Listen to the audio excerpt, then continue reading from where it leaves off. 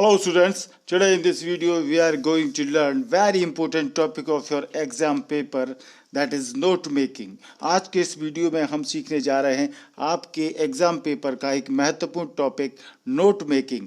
Note making unseen passage से कैसे बनाते हैं, बिल्कुल आप अच्छी तरीके से इस वीडियो को देखने के बाद में सीख जाएंगे। पूरा वीडियो देखें, 1 सेकेंड का वीडियो भी स्किप न करें, पूरा वीडियो देखेंगे, गारंटी है आप नोट मेकिंग करना सीख जाएंगे। इसके बाद भी हम आपको पार्ट 2 और पार्ट 3 में कई प्रकार के एग्जाम्पल आपको वीडियो लेकर आने वाले हैं नोट मेकिंग के बारे में। नोट मेकिंग के वीडियो को देखने से पहले आप रीडिंग कॉम्प्रिहेंशन के हमारे 4 पार्ट की वीडियो जरूर देख लें, क्योंकि नोट मेकिंग अनसीन पैसेज से बनती है और रीडिंग कॉम्प्रिहेंशन अनसीन पैसेज को यदि आप एक बार करना सीख गए तो फिर नोट मेकिंग बहुत आसान हो जाएगी।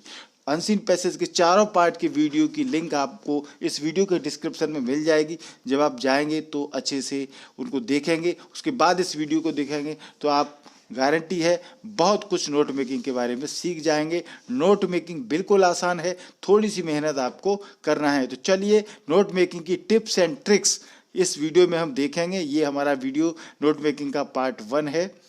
तो नोट मेकिंग आपको बिल्कुल मजाक लगने लगेगी देखने के बाद में, इसको करने के बाद में, और गारंटी है कि आपको निश्चित तौर से ये अलग अलग पेपर में, कभी किसी पेपर में 8 नंबर की आती है, किसी पेपर में 12 नंबर की आती है, अलग अलग एग्जाम 9 to 12 तक के एग्जाम में ऐसा कोई क्लास नहीं है जिस क्लास के पेपर में नोट मेकिंग नहीं आती हो। इसलिए सभी क्लासेस के लिए ये वीडियो देखना स्टूडेंट्स के लिए बहुत ही ज़रूरी है। सिंपल भाषा में यदि हम इसकी डेफिनेशन की बात करें तो नोट मेकिंग होती क्या है।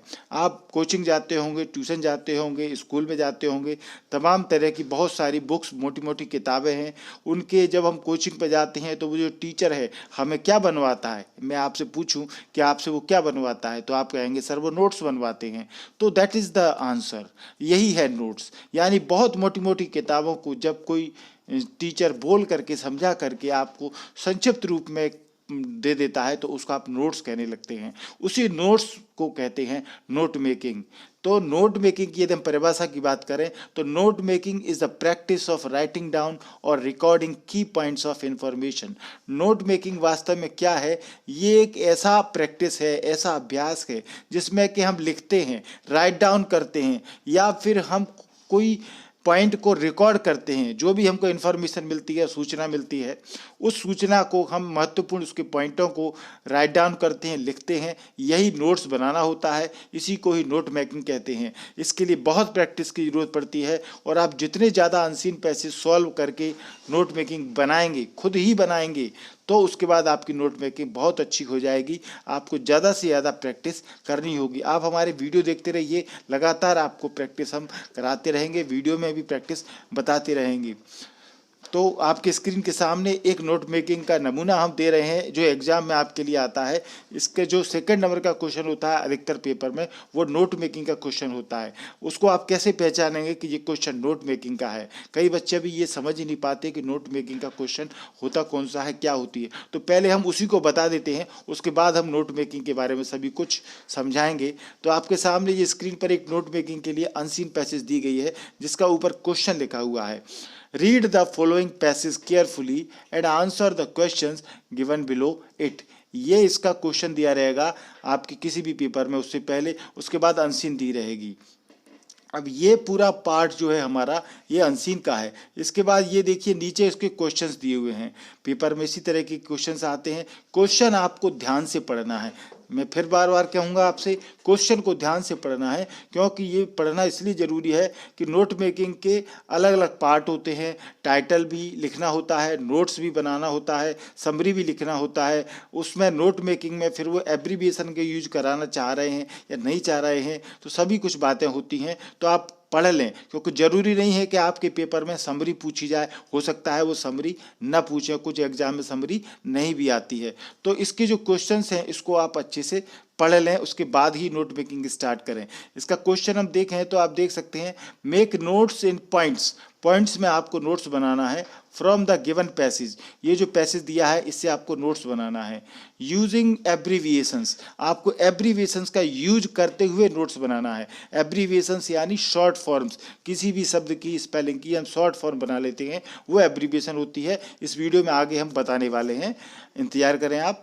Where necessary and supply a suitable title also. Abbreviation जहाँ भी जरूरी हो उतना आप लिखें, उसमें बनाए नोट्स में, और एक सूटेबल टाइटल यानी शीर्षक हमको अनसीन का देना होता है। उसी प्रकार से नोट मेकिंग में भी ये टाइटल लिखना होता है। अब टाइटल कितने नंबर का होता है और बाकी चीज़ें भी हम आपको बताने जा रहे हैं। दूसरा क्वेश्चन है, right A summary of the above passage in about 60 words. 60 शब्दों में करीब आपको इस अनसीन पैसेज की समरी लिखना है। तो 2-3 बातें आपको करना होती हैं इस क्वेश्चन में। एक तो पहले टाइटल लिखना है, उसके बाद आपको नोट्स बनाना है, एब्रीविएशन का यूज करना है और समरी लिखना है। इन सभी के बारे में हम इस वीडियो में बारीकी से आपको बताएंगे। तो इस अनसीन को हम थोड़ा सा पढ़ लेते हैं जल्दी से आपको, तो इसके आगे फिर हमने नोट्स बनाए हैं वो आपको दिखाते हैं। ये अनसीन जो है वो प्लास्टिक कितने प्रकार के होते हैं इसके ऊपर है, जल्दी से हम पढ़ते हैं। The behaviour of plastics when heated provides the basis for the distinction between the two main classes of plastics and available today. आज जो प्लास्टिक उपलब्ध है उसमें मुख्य 2 प्रकार के वर्ग प्लास्टिक के पाए जाते हैं। जब उसको गर्म किया जाता है प्लास्टिक को, तो उसका व्यवहार क्या क्या अलग अलग देखने को मिलता है। उसके आधार पर 2 तरह के प्लास्टिक होते हैं। These 2 groups of plastics include thermoplastics and thermosetting. 2 प्रकार के प्लास्टिक होते हैं, थर्मोप्लास्टिक और thermosetting. The first group consists of plastics that soften when heated and become rigid when cooled down again। पहला प्रकार का जो प्लास्टिक है यानी थर्मोप्लास्टिक, उसको जब हम हीट करते हैं और तो वो सॉफ्ट रहता है और उसको फिर ठंडा किया जाता है हीट करने के बाद में, फिर वो सॉफ्ट रहता है। अब इसका कारण क्या रहता है, with further heating and cooled These plastics can be made to change their shape repeatedly। आप जानते हैं डब्बा हो, बाल्टी हो, तमाम तरह के पीवीसी आइटम होते हैं, नायलॉन होता है, पॉलीथीन होती है, सभी अलग अलग शेप में आते हैं। तो ये सभी प्लास्टिक को अलग अलग शेप में, आकार में परिवर्तित करके बनाया जा सकता है। ये सभी प्लास्टिक थर्मोप्लास्टिक कहलाते हैं। This is due to the fact that the only weak bonding in present between the neighboring molecules and when warm। जब इस प्लास्टिक को गर्म किया जाता है तो इसमें जो मॉलिक्यूल्स होते हैं, इस पड़ोस के मॉलिक्यूल से वो बॉन्डिंग कर लेते हैं, उसके साथ जुड़ जाते हैं। The molecules shed very easily past one another, एक दूसरे के नज़दीक आते जाते हैं। ये पॉलीथीन हुआ, पीवीसी हुआ, नायलॉन हुआ, परप्लेक्स हुआ, ये सभी एग्जाम्पल हैं थर्मोप्लास्टिक के। ठीक है, अब इस प्रकार दूसरा जो प्लास्टिक होता है थर्मोसेटिंग। तो thermosetting plastics on the other hand become rigid on further heating and can not be softened again. Thermosetting plastic की विशेषता ये होती है कि वो उसको आगे और ज़्यादा हीट किया जाए तो फिर उसको दोबारा सॉफ्ट नहीं किया जा सकता, ये बिल्कुल कड़क हो जाता है, रिजिड हो जाता है। These plastics consist of polymer. ये जो प्लास्टिक होता है थर्मोसेटिंग, ये पॉलीमर यानी बहुलक जो होते हैं उनसे मिलकर के बनता है। उनकी पॉलीमर की एक चेन होती है, उससे ये बनता है। That react with one another at points of contact. So एक दूसरे से कांटेक्ट के बाद ये पॉलीमर बनते हैं। They become strongly linked together in 3 dimension. 3 त्रिविमी रूप से 3 डायमेंशन में ये आपस में एक दूसरे से जुड़कर के पॉलीमर बनाते हैं। Intermolecular bonds prevent the relative movement of the original chains. Intermolecular bond जो होते हैं वो इसके रिलेटिव मूवमेंट को, जो ओरिजिनल चेन होती है, उसको रोकते हैं। इसके उदाहरण कौन से होते हैं थर्मोसेटिंग प्लास्टिक्स के? ये है बेकेलाइट और मेलेमाइन, ये 2 प्रकार के इसके उदाहरण होते हैं। तो जल्दी से हमने इस अनसीन को पढ़ा, आप भी इसको पढ़ सकते हैं, फिर इन क्वेश्चन के जवाब हमको देखेंगे। तो इस प्रकार की नोट मेकिंग हमको सामने आती है। ये हम आपको इस वीडियो में नोट मेकिंग बता रहे हैं, जो कि पेपर में चाहते हैं कि इस तरह की नोट मेकिंग आप बनाएं। उसका फॉर्मेट क्या होता है, ये स्क्रीन के सामने आपको फॉर्मेट है, इसके बारे में डिटेल में हम वीडियो में बताने वाले हैं। पहले आप हल्का सा इसके बारे में जानकारी देख लें। सबसे पहले नोट मेकिंग देख सकते हैं आप। तो टाइटल लिखना है आपको, टाइटल के बाद नंबर 2 पे प्रॉपर प्रेजेंटेशन। तो टाइटल आपका 1 नंबर का रहेगा और प्रॉपर प्रेजेंटेशन आप यदि नोट मेकिंग बहुत अच्छे से प्रेजेंट करेंगे तो वो 1 नंबर की रहेगी, यानी सफाई से आप किस तरीके से करते हैं। तीसरा फॉर्मेट होता है नोट मेकिंग का, तो फॉर्मेट ऑफ मेकिंग नोट्स, तो जो नोट्स आपने बनाए हैं वो आप प्रॉपर फॉर्मेट में बनाते हैं तो 3 नंबर इसके रहते हैं। ये उदाहरण है जब पेपर में 5 नंबर का और 3 नंबर का समरी का पार्ट आता है और 5 नंबर का आपका ये आता है, तो उसमें टाइटल 1 नंबर का रहेगा, प्रॉपर प्रेजेंटेशन 1 नंबर का रहेगा और नोट मेकिंग आपकी 3 नंबर की रहेगी। अब उसका फॉर्मेट क्या होता है, सबसे पहले आपको हेडिंग बनाना होता है, यानी टाइटल जिसको कहते हैं शीर्षक। उस अनसीन को पढ़ करके 1 नंबर जो टाइटल रहेगा आपका, वो टाइटल जैसे इस अनसीन का टाइटल है प्लास्टिक्स, ठीक है। अब उसके बाद आपको सब हेडिंग बनाने होते हैं। इस हेडिंग के अंतर्गत सब हेडिंग 3-4 जितने भी आप चाहें वो बना सकते हैं। तो इसमें 3 तरह के सब हेडिंग बनाए गए हैं, आप देख सकते हैं। पहला है सब हेडिंग टाइप्स ऑफ प्लास्टिक, 2 प्रकार के होते हैं, थर्मोप्लास्टिक और थर्मोसेटिंग प्लास्टिक। फिर दूसरा सब इन्होंने सब हेडिंग बनाया है types of thermoplastic.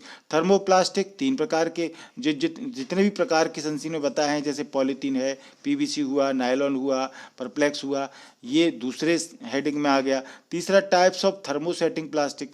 Thermosetting plastic 2 प्रकार के बताए हैं, बेकेलाइट और मेलेमाइन। तो ये एक नोट मेकिंग हो गई, ये एक आइडिया है, इस तरीके से आपको नोट मेकिंग बनाना है। इसमें पॉइंट 1 2 3 दिए हैं, इसकी जगह आप ABC लिख सकते हैं।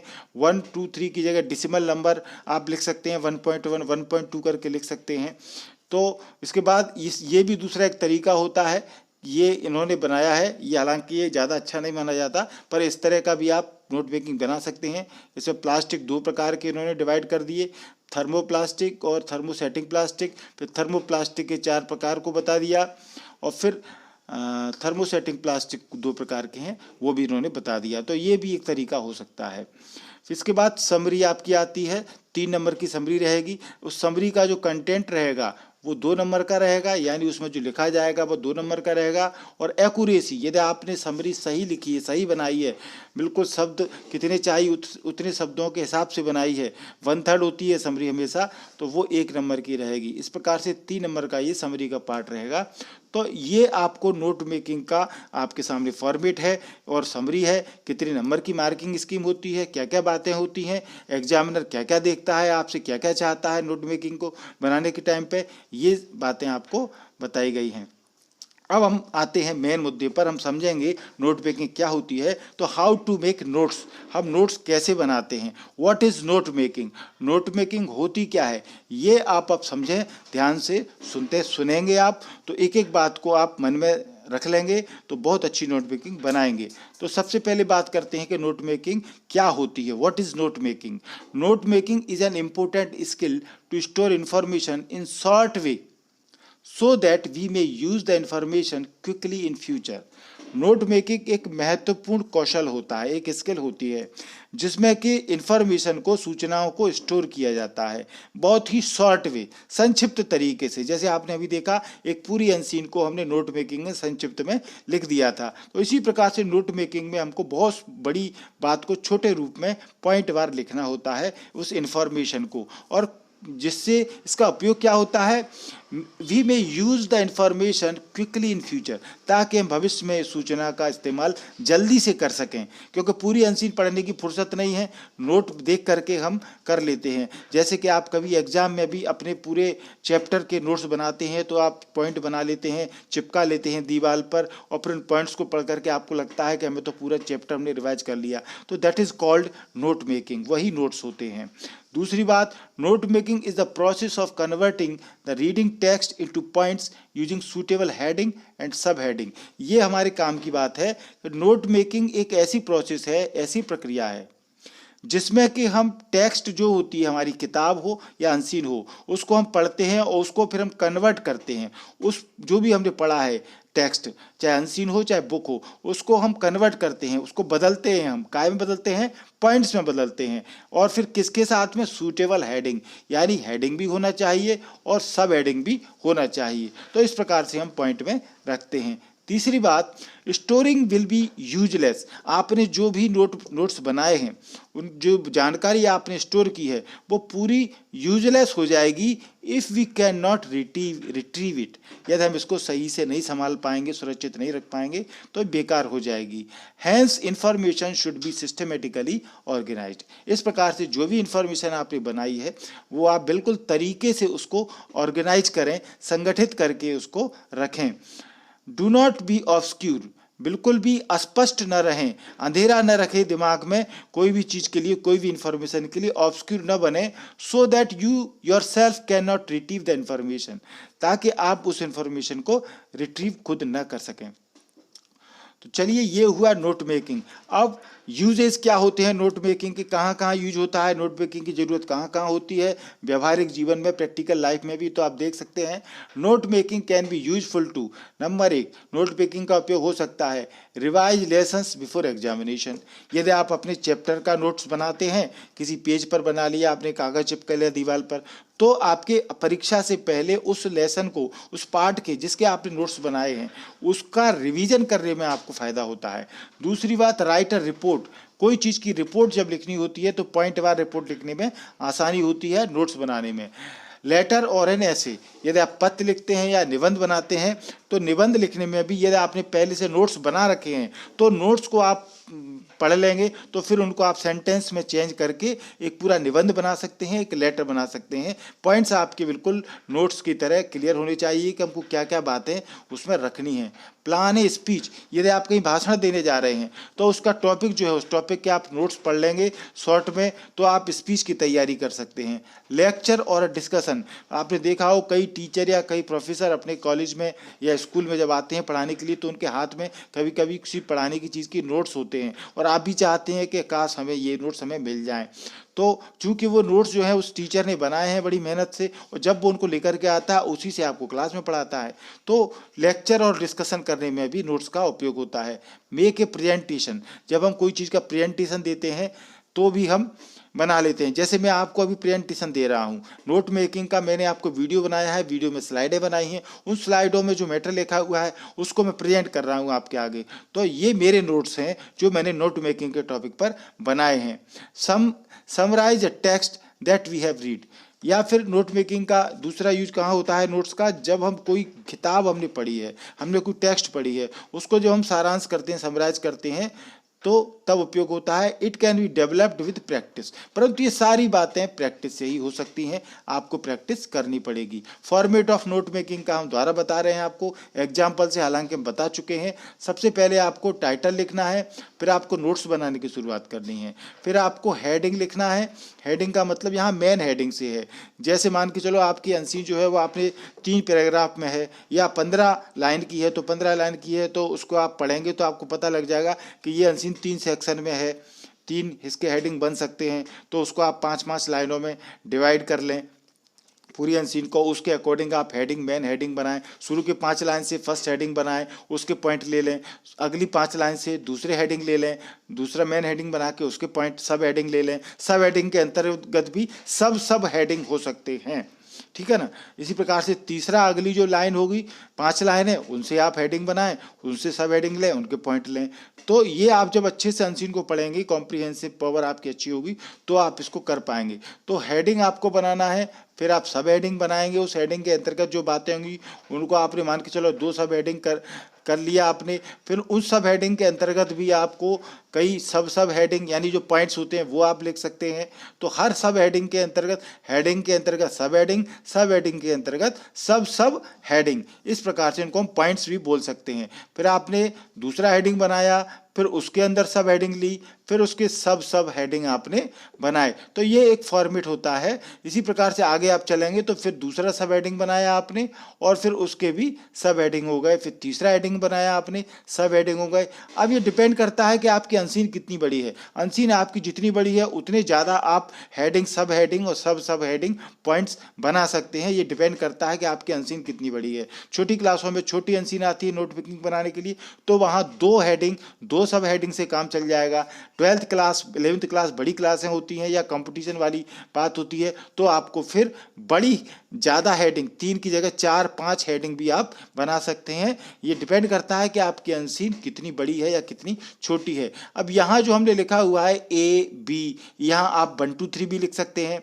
फर्स्ट और सेकंड हमने लिखा हुआ है, फर्स्ट सेकंड में हमने सब हेडिंग लिए हैं, तो फर्स्ट सेकंड की जगह आप डिसिमल नंबर का उपयोग कर सकते हैं। Sub section can also be divided by using decimal, यानी कि आपने पहला सब हेडिंग बनाया, उसके अंतर्गत आप 1.1 1.2 1.3 इस प्रकार से पॉइंट लिख लें या सब हेडिंग बना लें। इसी प्रकार से दूसरे हेडिंग में 2.1 2.2 2.3 इस प्रकार के पॉइंट बन जाएंगे। तो ये आपका फॉर्मेट है। अब इसमें सबसे पहले हमको बनाना होता है हेडिंग या टाइटल अनसीन को पढ़ करके। तो उसकी खास बातें क्या होती हैं वो आप देख लें, समझ लें। पहले देखें आप, right the heading title in block letters. आपको जो भी हेडिंग बनाना है या जिसको शीर्षक कहते हैं टाइटल, उसको ब्लॉक लेटर्स में आपको लिखना है और उसके बाद underline highlight the heading title. जो भी आपने टाइटल हेडिंग लिखा है उसको अंडरलाइन कर दें ब्लैक पे, ब्लैक या आप रेड को छोड़ करके किसी भी पेन का इस्तेमाल करके आप उसको अंडरलाइन कर सकते हैं, जो भी आपने टाइटल या हेडिंग शीर्षक उसका बनाया है, और ब्लॉक लेटर्स में लिखें आप उसको, ठीक है। दूसरा, do not give one word title and a sentence title.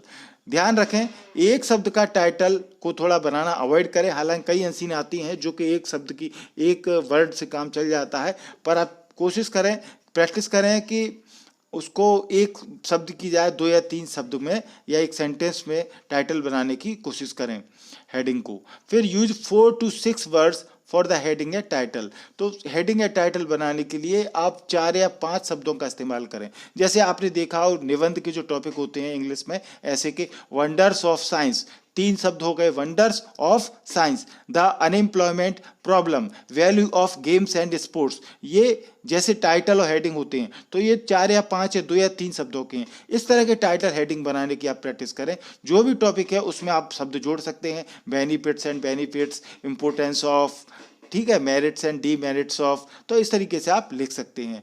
Heading and sub supporting details are numbered.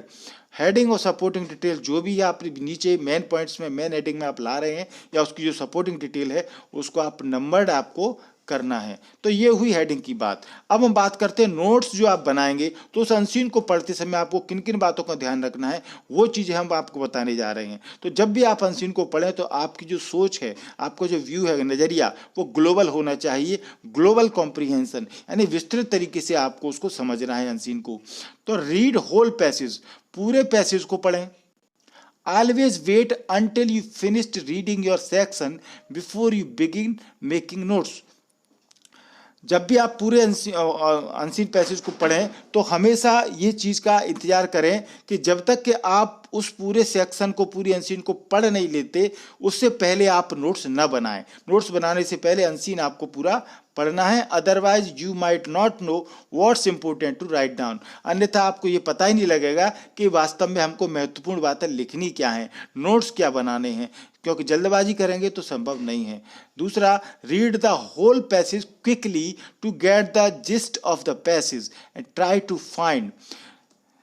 पूरे पैसेज को शीघ्रता से आप पढ़ें, उसकी एक झलक, सार निकालने की कोशिश करें, और ये कोशिश करें कि ये 2 क्वेश्चन हैं, इनको आप जरूर दिमाग में रखें। What does the passage deal with, कि ये अनसीन पैसेज जो दी गई है वो किस टॉपिक से रिलेटेड है, ये किस बात को बता रही है, डिसिप्लिन को बता रही है, कंप्यूटर के बारे में बता रही है, या गेम्स एंड स्पोर्ट के बारे में बता रही है। दूसरा question, how does the writer develop the theme, कि जब राइटर ने इस अनसीन को या इस टेक्स्ट को लिखा है तो शुरू से लेकर लास्ट तक उसने किस प्रकार से इस पूरी अनसीन को डेवलप किया है, उसकी जो थॉट प्रोसेस है वो क्या है, उसकी थीम क्या है, उसने क्या बताने की कोशिश की है, वो चीज़ आपको पकड़ना है। तो इस प्रकार से अनसीन पढ़ते समय आपको ग्लोबल कॉम्प्रिहेंशन रखना है। दूसरा, डीप रीडिंग, आप जब भी पढ़ें तो जो भी आप पढ़ें उसकी डीप रीडिंग करें, गहराई से पढ़ें। Read between the lines to get a complete understanding of the text. जो भी आपका टेक्स्ट है, अनसीन पैसेज है, उसकी पूरी समझ पाने के लिए आपको बिटवीन द लाइंस यानी कि अच्छे से समझ करके गहराई से अध्ययन करना है।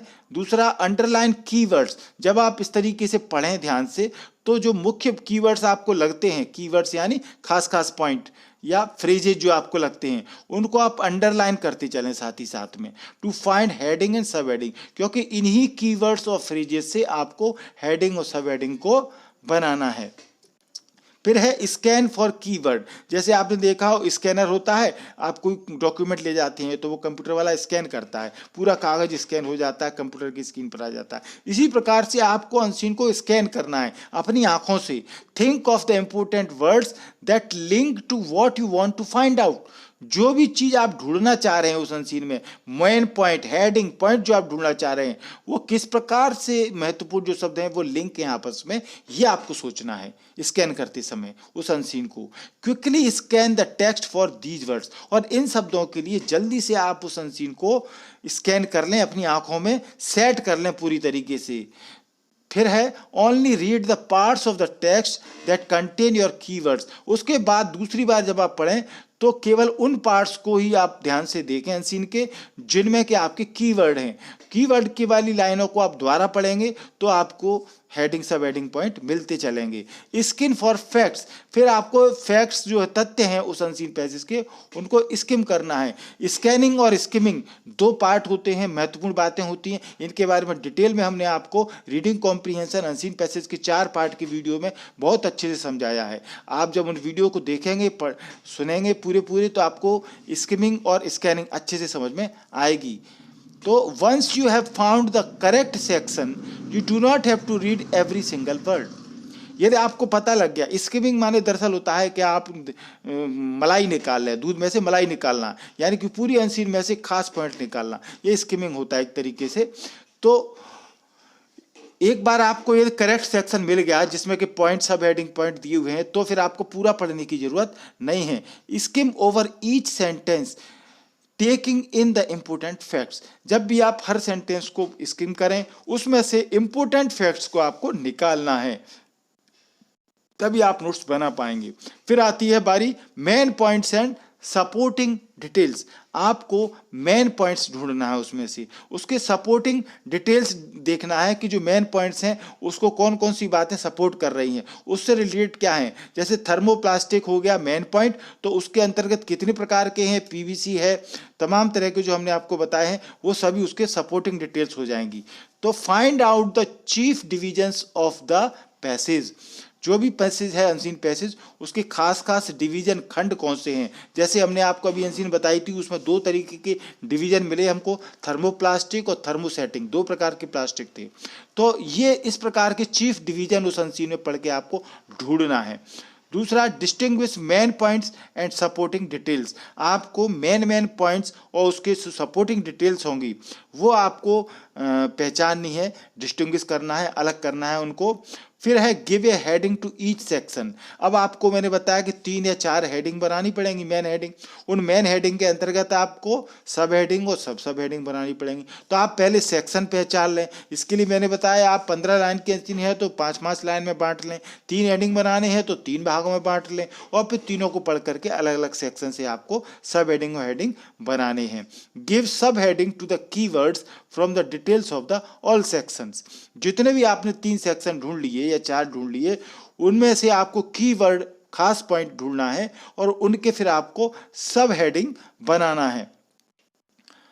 फिर आती है कंडेंस द इंफॉर्मेशन, यानी जो भी सूचना है इंफॉर्मेशन उसको आपको संक्षिप्त करना है, कंडेंस करना है। भाई अनसीन तो है 20-25 लाइन की, 15-20 लाइन की, आपको छोटा करके उसको लिखना है, कंडेंस करना है उस सूचना को। ये नोट मेकिंग का उद्देश्य होता है। नोट मेकिंग में बहुत सारी इंफॉर्मेशन को आपको संक्षिप्त में लिखना होता है, चतुराई से, समझदारी से, तो कंडेंस करना होता है, इसकी क्वालिटी होती है। तो सबसे पहले आप do not use complete sentences. Note making में कभी भी कंप्लीट सेंटेंस का यूज नहीं होता, तो आप कंप्लीट सेंटेंस का उपयोग न करें। As it is unseen passage के सेंटेंसेस को नोट मेकिंग में न लिखें, ध्यान रखें। Do not care for grammar errors. अब आप कहेंगे सेंटेंस हम पूरा नहीं लिखेंगे तो हमारी ग्रामर की त्रुटि हो जाएगी। बिल्कुल केयर न करें, नोट मेकिंग में ग्रामर एरर्स को ध्यान नहीं दिया जाता है। तो आप do not care for grammar errors, व्याकरण संबंधी गलतियों को आप अवॉइड करें।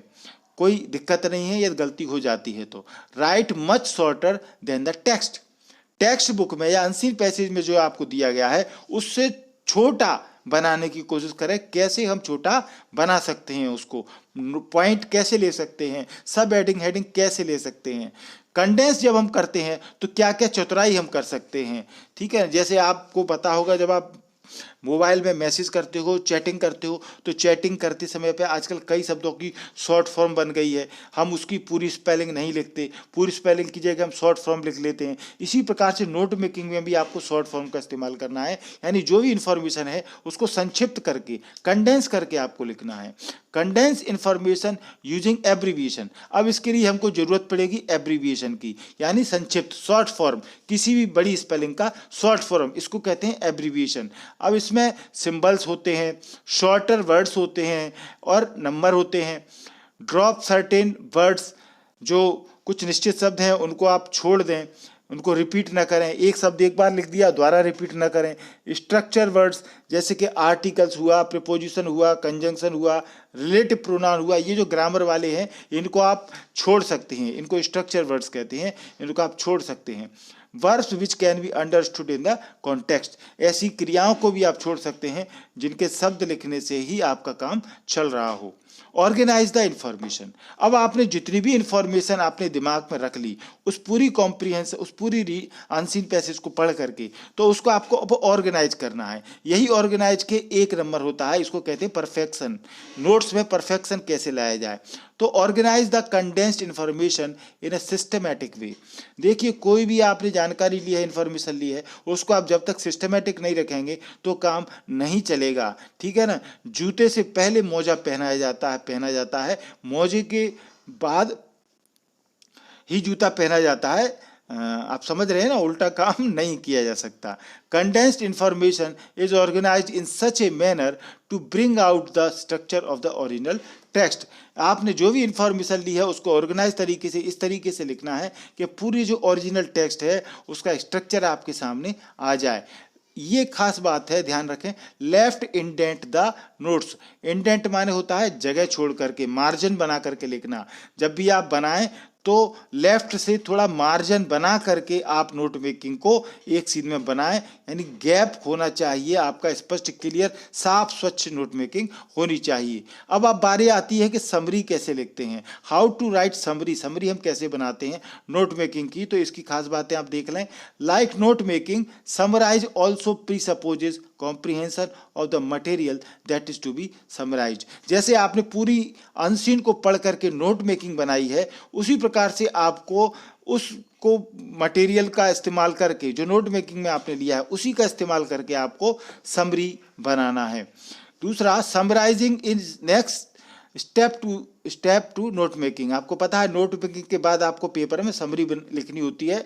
It is the summary of the whole passage in brief. पूरे अनसीन पैसेज को आपको समरी, सारांश, समरी माने सारांश करके लिखना होता है। इसको कहेंगे गागर में सागर भर देना, यानी पूरी छोटी सी गगरिया में समुद्र भर देना। यानी पूरे 20-25 लाइन के अनसीन को, 15-20 लाइन के अनसीन को आपको 1/3 पार्ट में, 30% पार्ट में आपको समरी में लिखना है। It is like putting flash in the forms of structure words into the content words of the notes। आपको जो भी आपने कंटेंट वर्ड्स लिए हैं नोट्स में, वो नोट्स के जो पॉइंट हैं उन्हीं को आपको स्ट्रक्चर फॉर्म में रखना है। वहां आपने ग्रामर का ध्यान नहीं दिया, पूरा सेंटेंस नहीं लिखा, पर समरी में आपको सेंटेंस भी पूरा लिखना है और ग्रामर का भी ध्यान रखना है। तो समराइजिंग हैज 4 स्टेप्स। जब भी आप समरी कराते हैं तो आपको 4 स्टेप्स का ध्यान रखना है।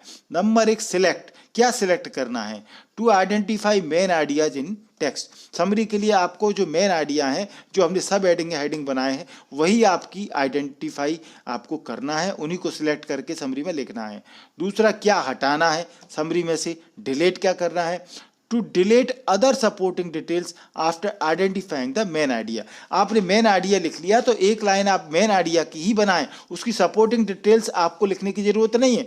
जैसे कि 2 प्रकार की प्लास्टिक होती हैं, थर्मोसेटिंग, जो आपको बताई है मैंने, तो उनके अंदर कितने प्रकार हैं, पीवीसी वगैरह, ये आपको लिखने की जरूरत नहीं है, एक ही लाइन से काम चल जाएगा।